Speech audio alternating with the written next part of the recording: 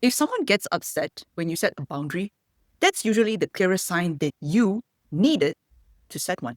Today, we're talking about why setting boundaries feels harsh, but it's actually one of the most loving things you can do.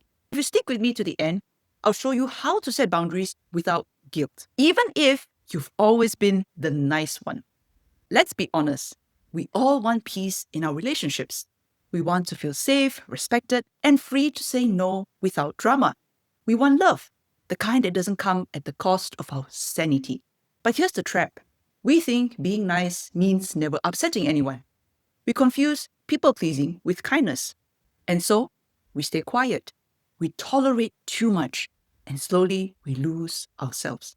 I genuinely get it. I've been there.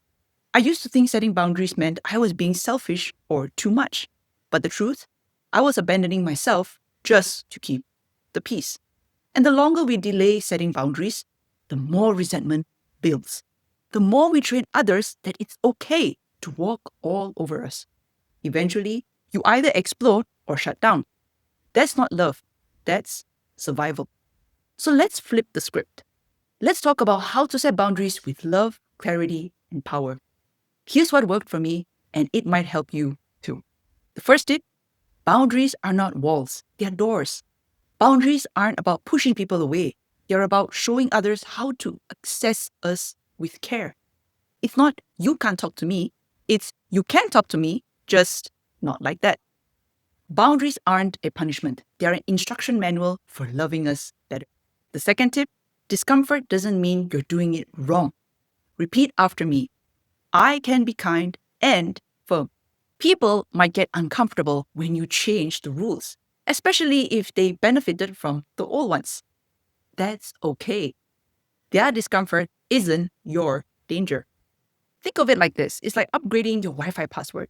Some folks will be annoyed they can't freeload anymore, but it doesn't mean you did anything wrong. Third tip, start small, stay consistent. You don't need to start with a do not contact me ever again text. Start with something like, I won't be available to talk after 9 p.m. I need that time to rest.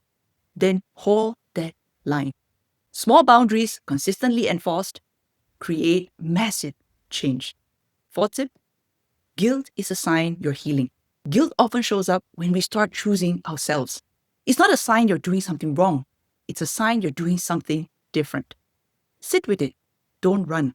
That guilt will fade, and your peace will grow. 5, boundaries are love letters to your future self. You're not just protecting yourself today. You're making sure tomorrow you isn't stuck cleaning up the emotional mess from today's silence. Once I started setting boundaries from a place of self-respect, not resentment, my relationships changed. The ones that couldn't handle it, they faded. But the ones that stayed, they got so much healthier.